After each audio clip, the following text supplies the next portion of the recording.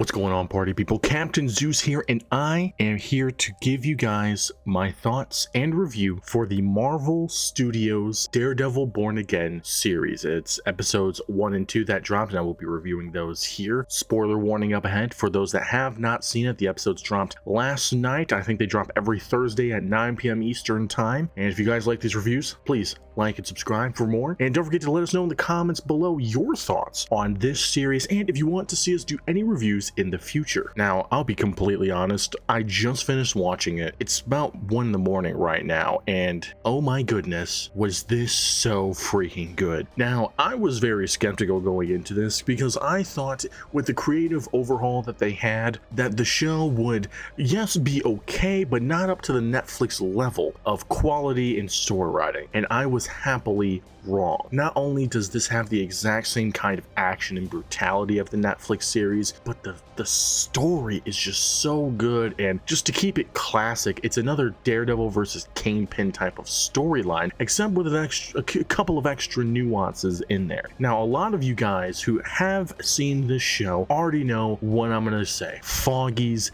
death. Holy freaking crap. Dude, I did not think they were going to do it. I'll be honest, I didn't think they had the balls to do it. In the original script of the show, before Kevin Feige had them redo everything, Foggy and Karen both died early on, and I'm assuming in this first episode of the original series. But since the creative overhaul, they definitely changed their tune a bit, and for the better. Now, I think this is a little bit of a near mirror image of when in the comics Bullseye kills Karen Page, and they twisted it to have it where they kill Foggy, which makes sense because nothing wrong with Foggy, but I know that they're going to want to do the romantic or more female-centric storyline with her, and especially with her and Punisher, since he's going to pop up in the show, as we know through the trailers. When I tell you the emotions I felt for not only when he died, but through Charlie Cox's acting, oh my gosh, such phenomenal performances. And I will say the acting of the show stays consistently fantastic throughout the entirety in this first 2 episodes. Same thing with the action, and same thing with the story. The pacing is a little bit faster paced than I would have thought it would have been. I mean, the first episode alone, we get a 1-year time jump between Foggy's death and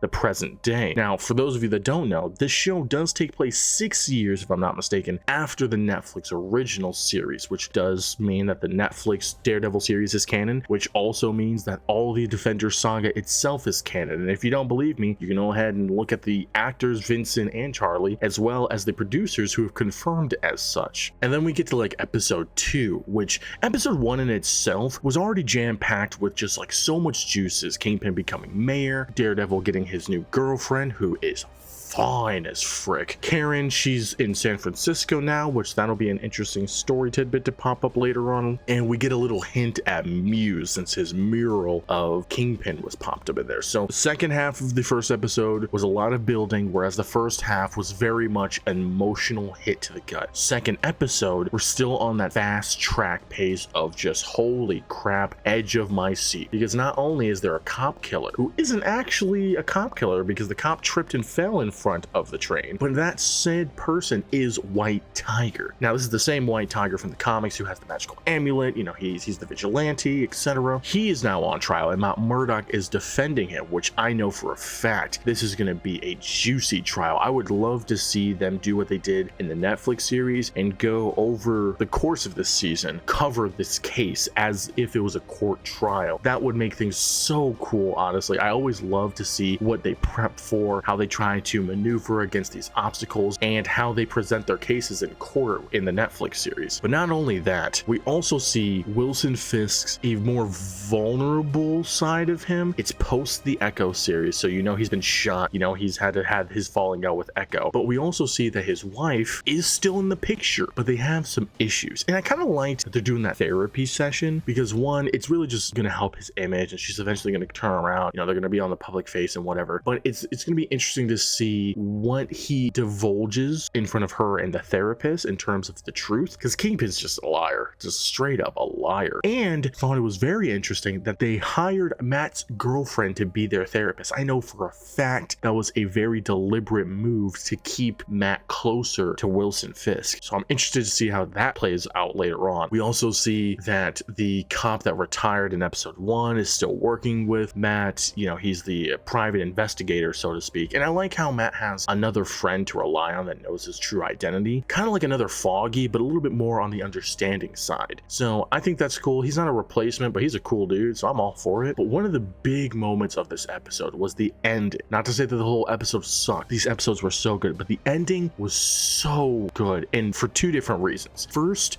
being the action. Oh my gosh, the action was so good. It lasted probably like 30 seconds, but it was phenomenal. But the second reason, this is like the main thing for me, is Matt becoming Daredevil again. But not in, obviously, he's not putting on a suit or anything. He tries his best since Foggy's death to stay the lawyer, to stay on that side of the law. And even when he's getting the crap beat out of him by these crooked cops, which one of them have a weird Punisher tattoo, so I'm sure that's gonna pop up later, he still doesn't do anything. And the only reason he does is when there's a gun pointed to his head and he knows he's about to get shot, and he even begs him, he's like, don't do this, you don't want to do this. It's like Jekyll and Hyde, where the beast is contained within and he doesn't want to let it out. These people force his hand. I mean, you could also compare it to like the Hulk as well, but that's a little bit too on the nose. But anyways, and he lets it out and he beats the freak. I'm pretty sure he kills those cops. I'm not even gonna lie, I'm pretty sure he killed those cops, which is going to be interesting as to how this is going to deal with the cop killing case later on. Also, can we please talk about the fact that they not only remixed the original intro from the Netflix series, and it's not even like a trashy remix, it's like an orchestratingly beautiful remix, but they also incorporate that or other variations of the original intro in the main soundtrack of the series throughout the show. Freaking love it. I love the OG intro, such a good song, and I love to see that they use it more and more in this, because obviously you gotta pay homage, and the intro sequence itself is freaking dope. It's similar to the original one, except instead of it being all red, it's white and crumbling, kind of maybe possibly resembling Wilson Fisk. And coloring is also another huge point in this show that is used a lot. You see it specifically like towards the end of the first episode, where it's Daredevil and Kingpin on their respective areas, and Kingpin's being more surrounded by white lights and smoke, whereas Daredevil is being flashed with red or covered in red, obviously symbolizing their respective main colors and their attire whenever they're Kingpin and Daredevil. It's been a while since I've given a 10 out of 10 for something, and for this episode, for both these episodes, I'm not giving it that. I'm giving it a 9.9 for one reason alone, and this is a petty reason, but a reason I think that kills some of the vibe of the show. In the beginning of the first episode, during the fight scene with Bullseye, there is tons of CGI used in the fight scene, which is so weird and abnormal considering that we know that they can just film it regularly. And there's a lot of CGI used in this, and it looks so off. It doesn't look clean, and there's a lot of like green screen inputs in there that look off. It was really the first episode where you notice this. It's so off-putting, and that's really about it, if I'm being completely honest. It's not even because of Foggy's death, because that's beautiful for the story, but it's really because of the CGI and the visuals in the first episode that really doesn't make this a 10 out of 10. I would love to see some Bullseye in the latter half of this season, or at least later on in this season, because I am so interested to see what was going through his mind to do what he did, the rivalry between the two, and I love that he had a more comic accurate costume as well. Like, there's just so many things I want to see from this, and we already know we're getting a second season as well, so I'm excited for that.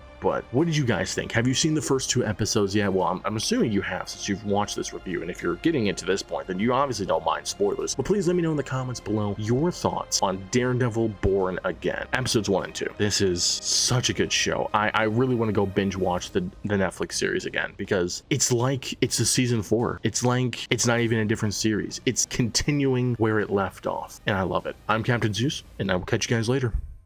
See you.